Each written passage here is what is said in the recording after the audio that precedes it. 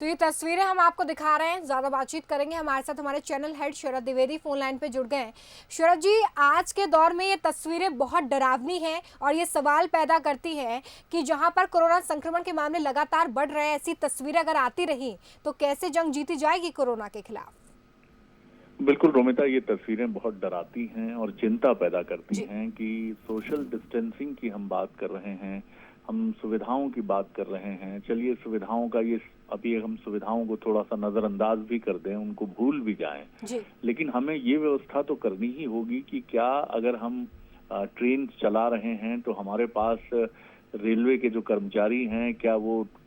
उचित संख्या में हैं, क्या उनका डिप्लॉयमेंट है? क्योंकि देखिए कोरोना एक कोरोना को लेकर जिस तरह का भय है, अभी भी बहुत से सरकारी कर्मचारी या निजी क्षेत्र के कर्मचारी ऐसे हैं जो किन्हीं किन्हीं कारणों से, भय की वजह से, परिवार के दबाव की वजह से अभी भी काम पर नहीं लौटे हैं। ऑफ द रिकॉर्ड बात करने पर हमें ये भी पता चला है कि रेलवे के कर्मचारी भी अभी बड़ी संख्या में काम पर नहीं लौटे हैं।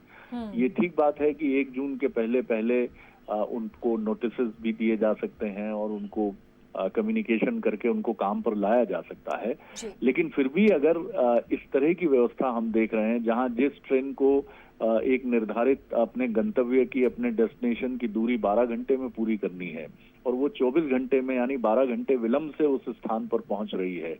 और अगर आप 4-4 दिन, 3-3 दिन में बिहार पहुंच रहे हैं मुंबई से, जो कि आमतौर पर 24 घंटे में जो दूरी पूरी कर ली जाती है, तो ये यात्रियों के लिए, श्रमिकों के लिए यातना का सफर है। और एक एक पानी के पाउच के लिए, एक एक पानी की बोतल के लिए, क्योंकि कहीं कोई दुकानें खुली नहीं है, स्टेशन पर वेंडर्स मिलते नहीं हैं, आपकी जेब में पैसे भी नहीं है, तो जो व्यवस्थाएं मिलती हैं उनके लिए हम देख रहे हैं कि जैसे हमलावर लोग होकर टूट पड़ते हैं एकदम, और ना यहाँ सोशल डिस्टेंसिंग होती है, न यहाँ कोई और व्यवस्था होती है। अच्छा, भीड़ देखकर पुलिस भी पीछे हट जाती है कि इस भीड़ के बीच में वो गए तो कहीं वो भी कोरोना की चपेट में ना आ जाए। तो ये हालात बहुत जटिल हैं, परेशानी में डालने वाले हैं, और इसी में हम अपना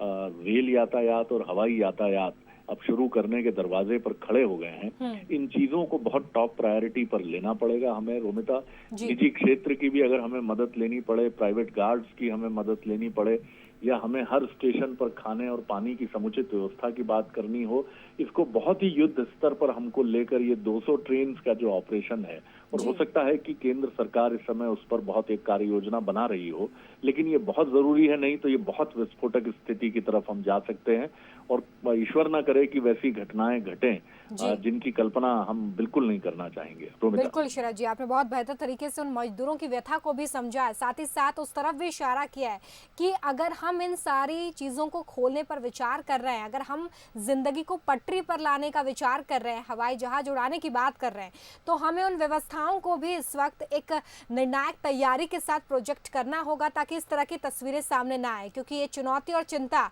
दोनों देती है। बहुत शुक्रिया हमारे साथ शरद जी जुड़ने के लिए।